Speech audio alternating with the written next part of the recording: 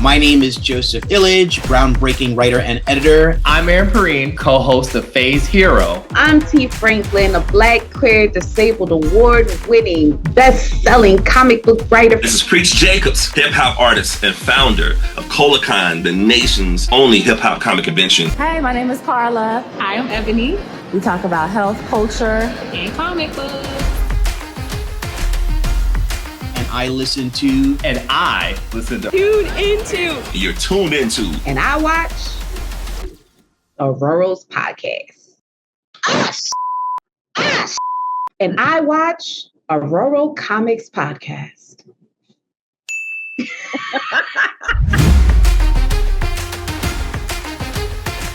Aurora Comics podcast. The Aurora Comics podcast. Aurora Comics podcast. You guys should be listening to the Aurora Comics podcast. Yes, if you're not, there's something wrong with you. There's really something wrong with you. This is the best podcast. It's like parallel to my podcast. It's right there. They're back and forth. Yes. Another take. I'm ready. Go ahead. Yurt, what's good, what's poppin', what's here, what it is, what it do, what's up. I'm LindoYes, I'm an award-winning poet, and I am listening to Aurora's Comment Podcast. You already know. Yes, thank you. All right, Enoch, you ready? Yeah, quick question though, Mm-hmm. Listen to or watch? You can, either or. Either or? All right, bet. Okay. Cool. What's good, everybody? I'm Enoch, also award-winning poet, trauma-informed educator, and manga writer, and I am always listening to Aurora Comics podcast. Okay. My name is Carla Medrano, aka Moon the Storyteller, and I'm a wife, a mom, a nurse, a creator, and the co-host of Aurora Comics podcast. Hi, everyone. I'm Dr. Ebony Toussaint. I'm a research scientist and a nurse. I'm also a wife, mom, and a nurse, and I'm co-host along with my pod partner for Aurora Comics podcast. And we discuss the intersection of health, culture, and comic books. All righty. So we have two incredible artists with us. The first, his name is Lindo, and he has a pretty big audience on social. And he has an upcoming graphic novel called Pawnshop coming out. But before we get into it, I gotta just kind of brag a little bit about him. So Lindo is a dyslexic spoken word poet, born, raised, and lives in Philadelphia. He has been featured in the Philly Weekly, Metro Philly, Philadelphia Inquirer, Button Poetry, Voices in Power, So Far Sounds, and Deaf Poetry Jam, to name a few. Lindo poetry has expanded to short animations, gumball machines, and plays where he has centered Black existence, mental health, and fantasy sci-fi. Love all that. He is the recipient of the 2023 Jackie Robinson Award by Color of Change, the 2023 Changemaker Award by Uptown Standards, and was nominated for the Social Impact Award by Voices in Power. Lindo will be releasing a graphic novel called Pawnshop, which is a sci-fi fantasy anthology on mental health based in Philly. Learn more about Lindo's work at LindoYes.com. How do you say it? Yeah, LindoYes.com. Okay. All right. And joined by Lindo is Enoch Church. Enoch Church, or Enoch the Poet, was originally born and raised on the north side of Wilmington, Delaware. Enoch is a poet, manga writer, and trauma-informed teaching artist living an anime lifestyle in Philadelphia. As a mental health advocate and human living with bipolar disorder and autism, Enoch's work investigates the emotional and spiritual nuances of the Black human experience. Oh, I love that so much. His goal is to create literary art and curriculum for the younger him, works that foster visibility for the unseen parts of us, and in fostering that visibility, offer some form of salve for the wounds we are still nursing. Enoch is the 2017 Philadelphia Fuse Grand Slam champion and the author of 2 poetry collections, The Guide to Drowning, published in 2017, Burned at the Roots, published in 2020, and I Was Close, published in 2024. Enoch operates as the program director for ArtWell, a multidisciplinary arts programming nonprofit geared towards using the arts as a medium to enhance students' social emotional toolkit, nurture their exploration of self, and strengthen their presence in the community. Welcome to Aurora Comics Podcast, y'all. Y'all are so dope. Welcome. Thank Thank y'all. you. Thank y'all. Welcome. Yes, welcome. So let's get right into it. I'm gonna start. This question is for you, Lindo. We always like to slow things down and take it back to some of our core memories. So take us back to the moment you picked up your first comic book, your first graphic novel, manga, whatever it may be, or watched your first anime. When did you know you wanted to be a part of this world? My first comic book I picked up was Pride of Baghdad, and it was just like Animal Farm mixed with Lion King, but also just like more mature. And I remember reading that, I was like, man, they can do this in books. I ain't never seen nothing like this on TV before. I was like, I gotta read more, because it was tackling, these issues in such an adventurous way that was both imaginative as the stuff that I saw on TV as far as like sci-fi, fantasy, and stuff like that. But also was getting at some issues that was just really relatable to me and just where I was at the time. I was in college at the time. So it was just like, oh, this is really dope. This is a space that I want to. This is how I grow with this art form. So I came really invested into it.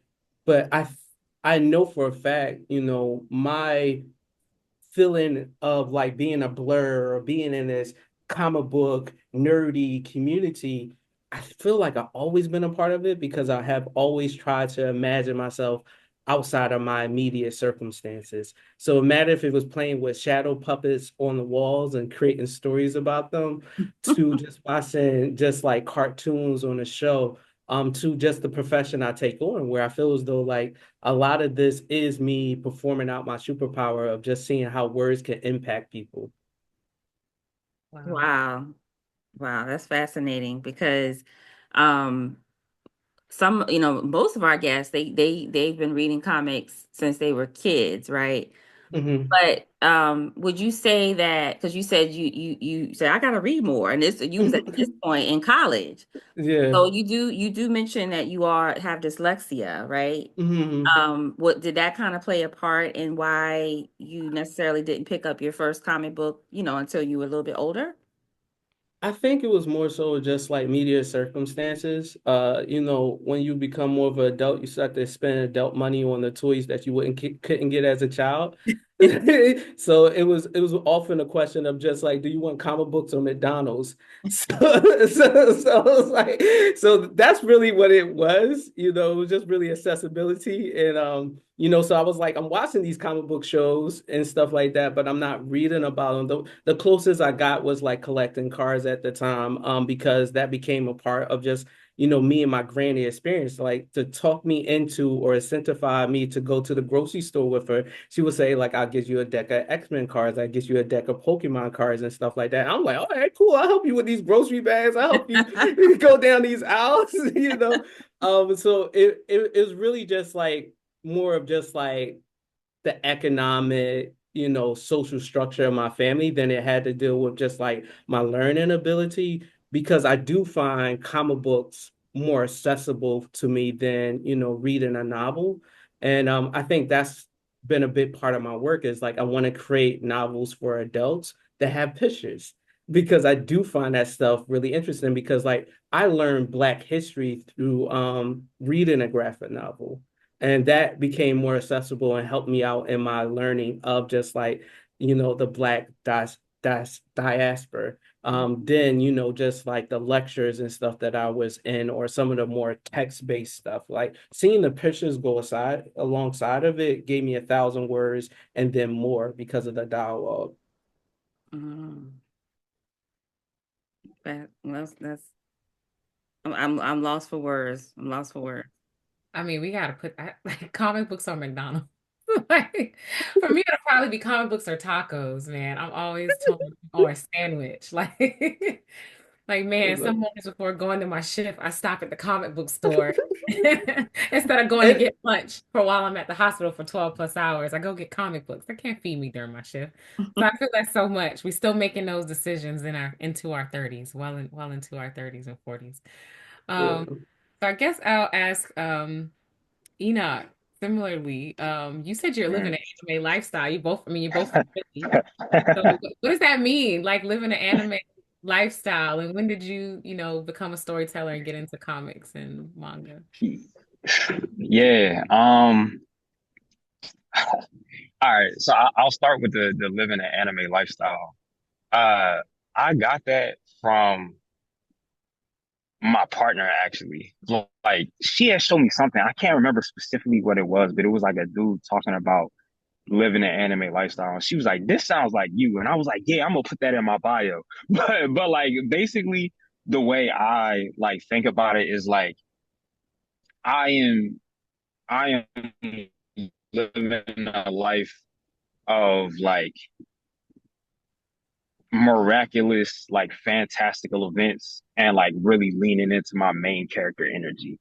You know what I'm saying? Cause like even though like with a lot of stories we are viewing it through the lens of like a chosen protagonist, like each character is also still a main character in their own life, right? Like Naruto is of course the protagonist of Naruto. But if we watch Naruto from Rock Lee's perspective, then Rock Lee would be a main character. We're always ebbing and flowing out of like main character and supporting role. And there's like so much that anime specifically like instills in me value wise that I'm just like, yeah, I have to like, I feel like compelled to incorporate those things in my life practice and just like incorporate the fantastical elements of like being alive in my life practice in a way that I feel like the closer we get to adulthood, the more like the dominant culture tries to have us stray away from the fantastical elements of being alive. But it's like, bro, like you can birth a whole human being. That is fantastical as hell. You know what I'm saying? Like that's not like a small feat. And we're engaging with like these type of fantastical elements regularly. You know what I'm saying? Even something as small as like, yo, if I, and this is like a real thing, like I've been waking up with a 7 o'clock alarm so long, like in my life, that now I don't need the alarm and my body will wake itself up at 7 o'clock. That's pretty fantastical to me, right? And so just like leaning in on that. In terms of like when I first like engage with comics and or nerd culture, I'll say like nerd culture wise, and this is not to sound like super cliche, but it almost feels like since before I was born because my mom is a nerd. Like my mom is a big like Trekkie and she's all into sci-fi and all of these things. And these are all things that she was engaging with like when I was in the womb. You know what I'm saying? And so there's a way in which like upon conception, I was already subconsciously engaging with like a lot of these like elements as my being was forming. But then in terms of like my conscious existence, my entry point was the same as like a lot of young boys, which was like Dragon Ball Z. That was the first thing that like entertained me. But then I'll say like the first thing I felt connection to that then got me into reading manga was Yu Yu Hakusho. That was like the first anime I saw with like adult themes that felt very much similar to like my broke boy life on Northside Wilmington. I'm like, oh, homie is thugged out. He don't got no daddy. His special technique is called the spirit gun. I'm like, these are all things I feel familiar with.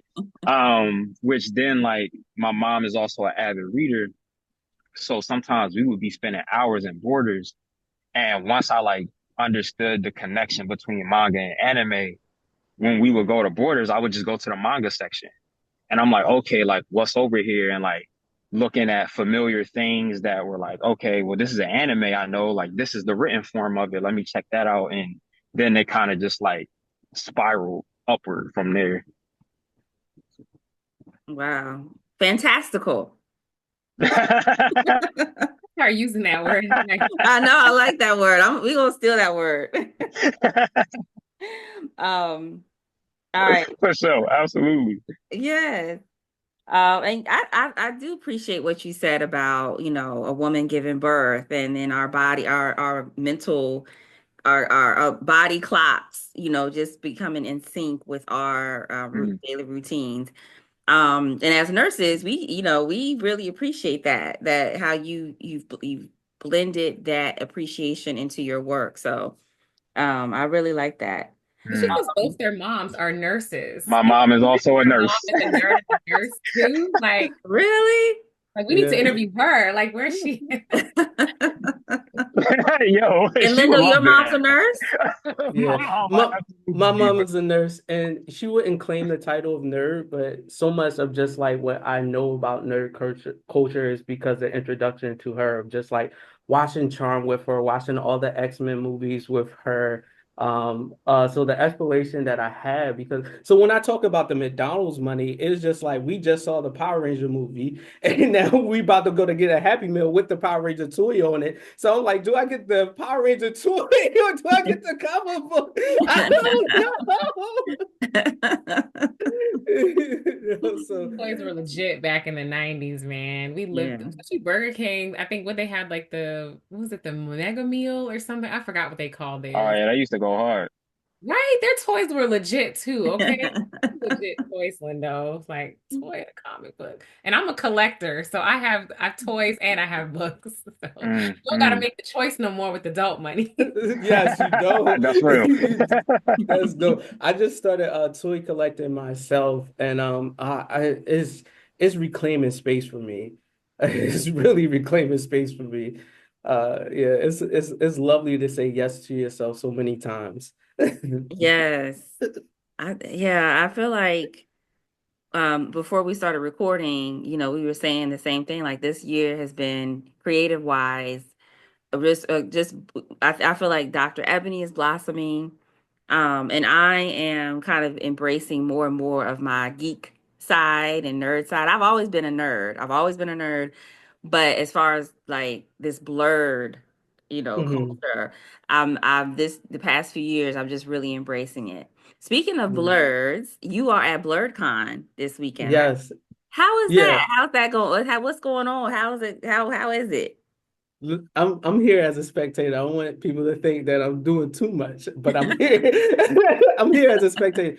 And to me, BlurredCon, I went here last year. This is my second year going. It feels like a 72-hour house party with the intersection of Blackness and nerdism at the forefront of it. So a lot of it is just really engaging with Blackness and people in a way that is so celebratory. Even within the panels, you find yourself talking about just like the representation of Pokemon, while also all of a sudden people go into the Pokemon song and we all chanting and cheering. It's like it's so much like functionality of just like you don't age out of these things, you age with it, and your imagination becomes more like, what are the substantive factors that allow me to have relief, joy, and be rejoiceful with others? And that's what I really enjoy about BlurredCon, because I'm constantly identifying that with the parties, the panels, just the networking of just like, how is this rejoicing happening throughout the day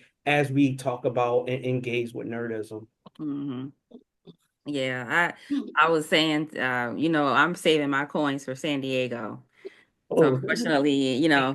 You said Pokemon, so I'm like, say less. Like I'm a level 33 Pokemon trainer, and my 5-year-old, we had a Pokemon themed party at the zoo last year because as a nerd mama, I can do stuff like that because it's my money paying for the party. So you gonna like Pokemon. And this past Wednesday, so growing up also very religious in the deep South, Wednesday was Ash Wednesday, right? And I saw a blurb post that Ash Wednesday is the day that Ash chose Pikachu. It doesn't seem like things like sacrilegious or whatever, but I like hollered, man. I was like, yes, this is I didn't know you were a Pokemon trainer. level 33, baby. I could be higher, but you know, gotta stay Pokestops, you know, gotta do the battles, the raids, gotta give your friends gifts and collect it, you know, when you're traveling. You gotta get the water type and you got the, you know, just so much electric type, all the Oh my God. evolve them. I gotta transfer some for research. It's a part-time job. It really is. I had to stop playing Pokemon because it was too much of a part-time job and I wasn't getting my other work done.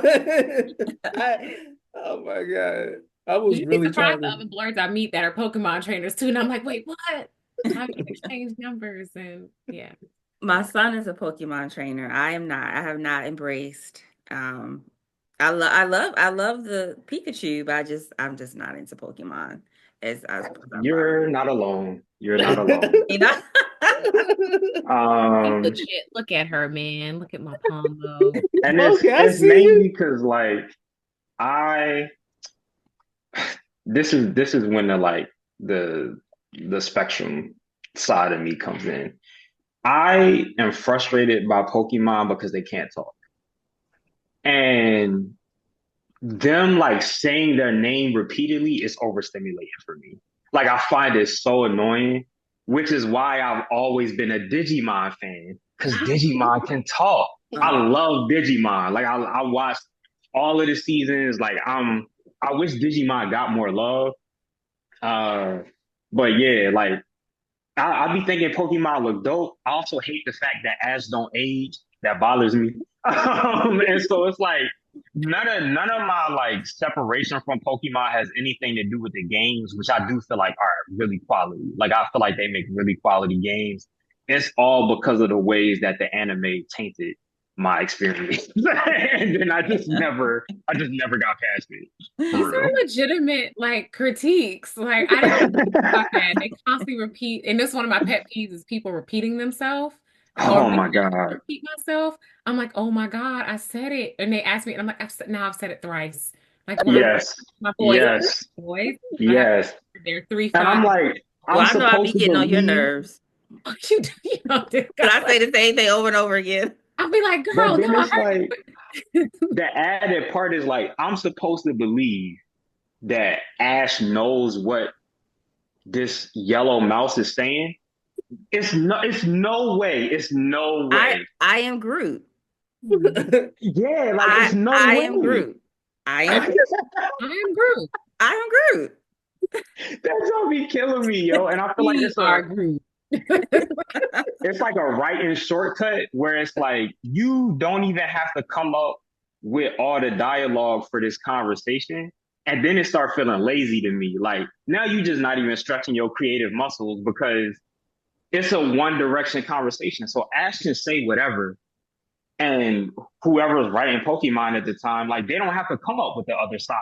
There's no real like conflict per se because Pikachu just saying his name.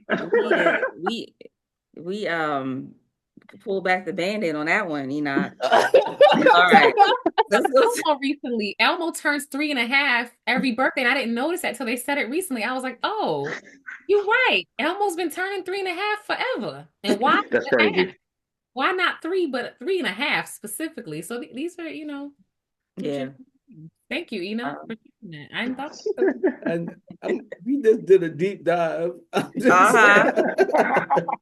Pokemon writers, take heed.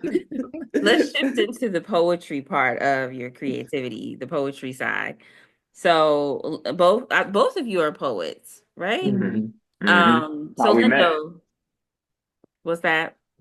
That's how we met. Okay. Oh, how did y'all meet?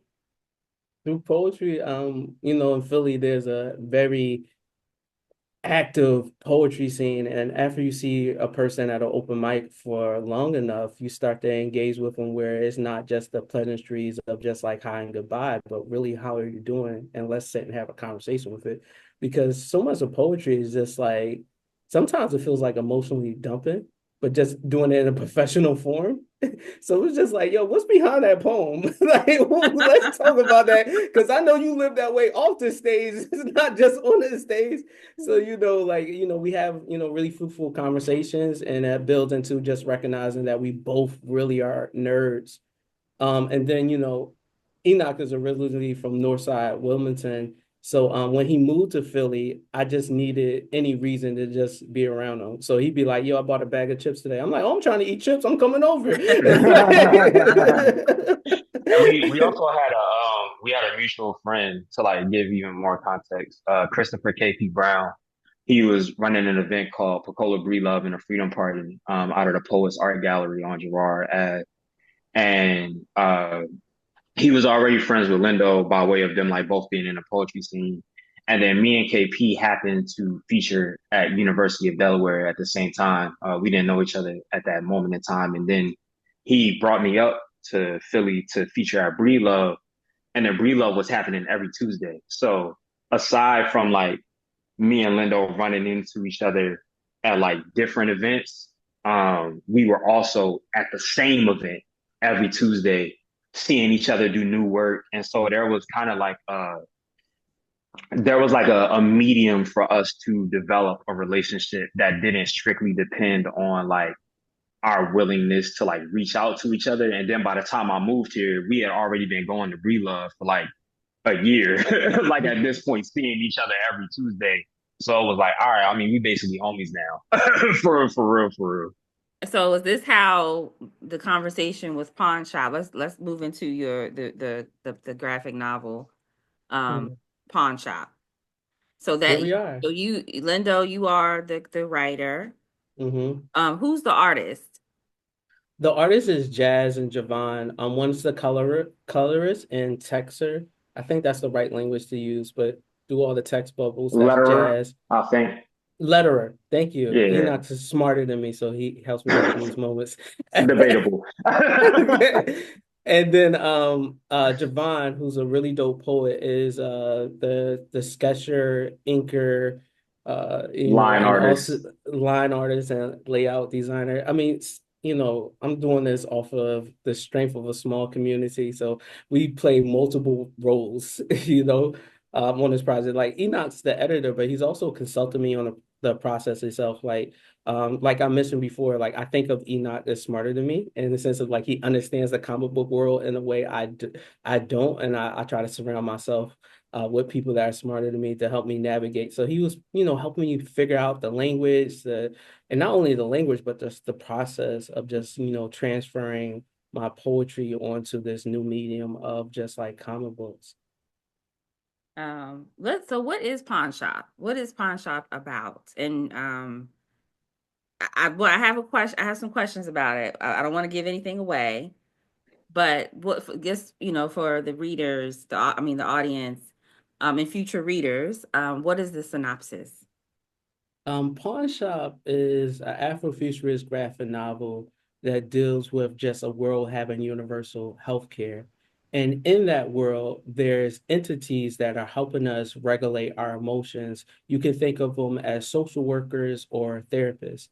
And these entities are called Cupids that functions as couple therapists to help people pair each other and great coupling, but also help with heartbreak and heartache at the same time. And then we have, the emojis who are more of like social workers that are going around to help regulate, joy. You can think about it in a sense of a level of just like if everybody has to have a base level of 50 joy. Let's just put this on a scaling system. And then there's someone that's below that base level that is now depressed. And then emoji will see someone with an 80 level joy. They will take that overjoy or that glee from that person to put them at a base level to then give it to another person so they can be at a base level of joy. So there's this whole idea of just like, is there a sense of outreach or is there a sense of care? What are we doing even in a utopia of just like the world being so gentle that we can walk around barefooted? How are we washing our step to make sure that there's still not glass on the ground? So, when you say it like that, you think that you are about to read this beautiful utopia story. Nothing goes wrong. Everyone's perfect. Everyone's happy all the time. But actually, that is really eerie. And like midway through the book, you made it very clear. You almost it poses the question: do we really are we really ready for a world like this? Um, and does everyone feel the same way? And you really raise some questions, and it revolves around ethics and do we have the right to regulate someone's emotions, things like that. So it's a very I love the art style. Oh, thank you. Shout out to Javon and Jazz. Yeah, I feel like it's very that particular. I don't know what the art style is called. I'm not an artist, but I feel it lends itself well to what's going on in the story. Because there are some characters who are questionable. I'll put it like that. They're questionable. Yeah. And I love the way the artist has kind of exaggerated certain features, certain in certain panels we see the emphasis on certain characters to kind of keep that character's intentions at the forefront and really put us ask the question, do we really want a world like this? So that's what I got out of it. And I just think it's a really interesting read. And I think you're misleading when you say utopia, because I don't know if this is what I would call a utopia, that is it like just like a TV show. Like you first think, white picket fences, everyone's applauding, everyone's cheering, but the like it through midway through episode 3, you realize, oh wait a minute. That person, something going on with that person. That person is not, that doesn't go all the way. They're they don't go all the way to the top. So I just think it's a really interesting read, and I would actually classify it as kind of almost dystopian, almost. That as soon as you said that, I feel like that's where it's going. So I love this because me and Enoch was talking about this maybe like 2 or 3 weeks ago because my book was classified as a dystopian. And as we're creating this project, we were like, this is so heartwarming and so heartfelt. These are some practices that we need to, take on. But also, part of it is like there needs to be a challenge because there's a challenge in everybody's life and there's going to be a challenge in this story. So when we saw that this was, put in a genre of like a dystopian, and it shows that like when you're creating something, there's always room for interpretation. There's always room for the reader to come in and say, like, actually, I think, because just to give you a quick example, when my mom first gave me Harry Potter, even though I was reading, let me say this, like, J.K. Rowling is the worst person right now. However, my introduction to her was not such. But so I'm just bringing up this memory. And this may have to deal with my dyslexia. Judge here. We don't judge. Sometimes I'm just trying to acknowledge. I'm just trying to acknowledge all the things. But we don't judge here. We don't. That doesn't even cross our mind when you're relating something that's personal to you. Yeah. So when I was reading the first Harry Potter, and this could have been because of my dyslexia, even though it clearly states how they're wearing robes, it wasn't until I saw the movies where I was like, oh my God, these things are like cloaks. I was thinking of them as so different. And I think that's the great thing of reading is just like the reader also becomes the editor in a bit because they can reinterpret the ideas because what you're giving is just like some describers, but how that describer is being placed can look very different, And because like you could say someone has blonde hair, but are we thinking of a Black person with blonde hair? That's all the writer gave, right? Like there's so much the reader then has to do, and then also the imagination doesn't have a budget, So it's therefore the reader can take it on that. So like when people started saying to me, podcasters and other people around that I gave advanced reading to of just how this felt like a dystopian. I was like, oh, that wasn't like the intention, but here we are. So I'm accepting all the things. I mean, can you really have a utopian story? I see the way I was looking at it is just like, even in a utopia, we're still challenged by things. And that's the language that I had always used and always thought about it. However, given some of the conversation about the book, I fall in line of just like, yeah, I do see the dystopian aspects of it. I and it actually makes me feel like a badge of honor because I can't think of like too many Octavia Butler books where I read where it wasn't a dystopia, but I felt as though the characters were doing so much better than characters in my actual life that I was like, this is wonderful. Octavia Butler.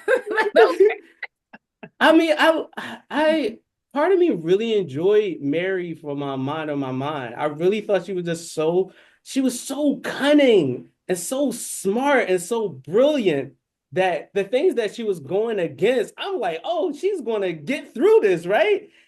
And I don't feel that way in my personal life. There are things that I'm like, oh, my professor told me to write 12 pages in 2 months. I'm like, I ain't getting through this. I'm not married. I'm not gonna get through this.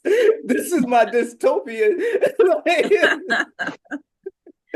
It's all relative. Yeah. So, Ebony, did you have a question for I mean, he's bringing up such like great points and like how you read and interpret stuff. And I also was a Potterhead for a while. As I said, Badger Pride with the Moon and Ravenclaw. I read Hermione as Black growing up. And so mentioned curly hair, big curly hair. I that's me. Like, okay, she's in the books. That's me. She didn't specify anything else. And so, like you said, we leave it open for interpretation, but you do cover a lot of themes in Pawnshop, like so many that it does feel, like she said, very dystopian, because these are things I think that are here in our real world, but we don't want to talk about them often. But I think a lot of them are definitely coming to light right now. And it shows just how much we need to talk about things, even if we don't. And us being in healthcare, covering healthcare, thinking about how we center our joy in tough times. I mean, violence, not necessarily violence, but like revenge, heartbreak. How do we deal with all of these things that we don't really talk about? Depression. So this is really which of these is your favorite, I guess, thing to discuss? I don't know. If you talk to my therapist, it would probably be my depression and my anxiety. I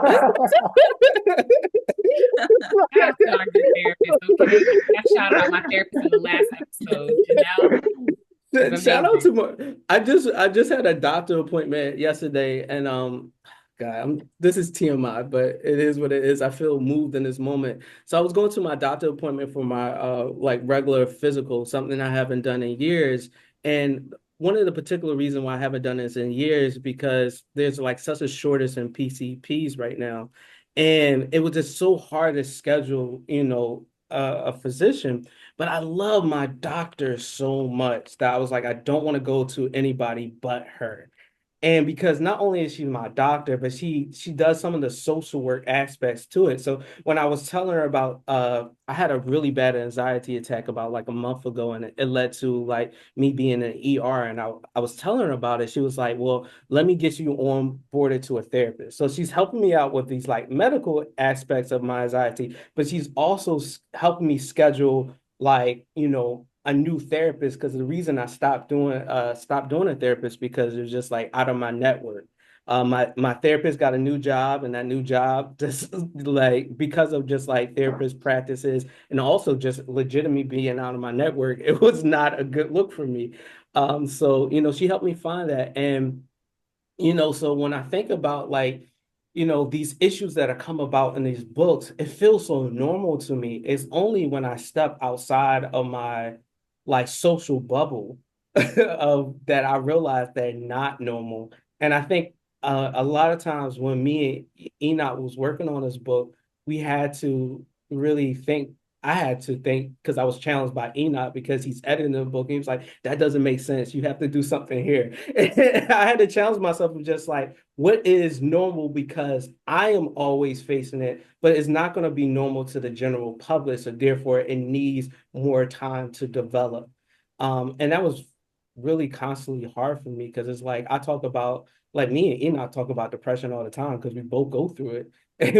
But we realize that that is not a normal conversation. And then when you put it through the intersection of just like maybe Black men talking about it with each other, it's like, oh, that's even more abnormal. So it's one of the things where I wanted to be really intentional in the book because I realized these things are not normal. So that's why I opened up the book with just like there being a ceremony, and a ceremony around a Black man crying, not because he had a relationship to a woman, but because he had so much admiration for a stranger he got to know. Yeah. Well, you kind of answered a lot of our questions, I think, just in your monologue there about how a lot of who you are influences your work. We typically ask people about their culture and how it influences your work, but I think you sharing like your medical journey and something familiar to many, specifically Americans, regarding people being in network, out of network, paying, and even sometimes the anxiety that comes with having to rehash your story all over again with somebody new. Yeah. That is a whole nother discussion of itself. So thank you definitely for your vulnerability and sharing with us and our listeners and viewers about getting us inside of your world and kind of what influences your creativity and your process. So that definitely answers my next question, Carla, was about how that influences some of his work. Both of them being in Philly, though, I think I maybe already asked that too, but I don't know if you had another question, Carla. No, I wanted to talk a little bit about Enoch's work as well. But Lindo, when is Pawnshop coming out? Midsummer is going to be available on all major platforms. The best way to check out Pawnshop is my website, lindoyes.com-pawnshop, spelled regularly, and it will get you to whatever's accessible, to you as far as like getting the book. I'm privileged enough to be signed to a publishing company called Row House that have gotten major distribution of the book. So I'm looking forward to just like pre-orders helping me not only be, thank you, not only being on these websites, but also being on a shelf of these stores. So I encourage people to, pre-order because that's part of the leverage we get to have in these conversations of saying like, hey, how many should we order to be on such and such shelf? And it's like, well, we got 100 pre-orders that said people are excited about this. Let's make it happen. And I want to put in there as well, just add that it's family friendly. This is a book that I plan on buying myself to talk about it with my son because the themes that is covered in this book is something that I want to explore with him. Such as I'm like really into like ethics, like even if we have the power to do something, should we? So that's the question I really want to explore with him. And the whole verse, the greater good concept, right? We do things for the greater good. I love things like that. And I love TV shows like that. I love books like that. I was like, I love philosophy in college. So I plan on, definitely hyping this book up. And I feel like this is a book that parents should be reading with their kids because like I said, it just explores so many questions that, like you said earlier in the interview, it's fun to look at it, like answer these questions with this medium versus, having a philosophy book, and talking about something, all these different questions. So I definitely plan on pre-ordering it. So give us that website right now, July 15th, 2025. I'm like, yeah. Just say less. Like in my cart, Barnes and Nobles, click. So where you said go to your website? Yeah, you can go to my website at lindoyes.com-pawnshop. Yeah, I'm having tears of joy because like I've been working on this project for a minute and like coming from the poetry community where you can like create a poem and then find an open mic and you get that immediate gratification of just like how is your work interacting with our audience. But with this comic book, it was years in the making and I don't know until I have conversations like this. So it's like really good to experience this, because like, there's doubts in the process, and I appreciate the kind words y'all said today. Thank you. Well, it's the truth. It's definitely the truth. We connected through Instagram. So, I'm glad that we were able to finally have you and host you on the show. We are honored that you're here and that, this, and I don't want to like skip over the fact that it's also distributed by Simon and Schuster. Like, we can't gloss over that. That's huge as well. That's huge. Yeah. Yeah. Shout out to Row House. They make the magic happen. Yeah, that's big. That's a big deal. So, just to kind of close out, Pawnshop, written by Lindo, will be available in July, but you can go to the website and pre-order the book, right? And it's family hoodies on my friendly. card too. He got hoodies on here. And It's family friendly, parents. I'm all about being family friendly here. So, all right. So and there will be a curriculum based on this book as well. Lindo he don't always be plugging his stuff. That's another reason why we be homies, because I will say the stuff he don't say. So he's also developing a curriculum around some of the topics in the book. So, for listeners who are in the education field and looking to engage this with their students, yeah, hit this man up. I'm a homeschool mom. Because we've been talking. Well, yeah, Carla's a homeschool mom, but I'm an academic, and we have like a comic book club of a bunch of us academics, and we really had to remove some very problematic people from our syllabi when talking about comic books. So I'm definitely going to drop this to We're the Nerdy South, our comic book club. So I'm definitely going to drop this and plug and say, hey, we can reach out to him to have him come guest talk, come studies events, and talk about how we can incorporate you into our various course syllabi. So I saw that on there, and so I'm glad you brought it up, Enoch. Thank you so much. For sure.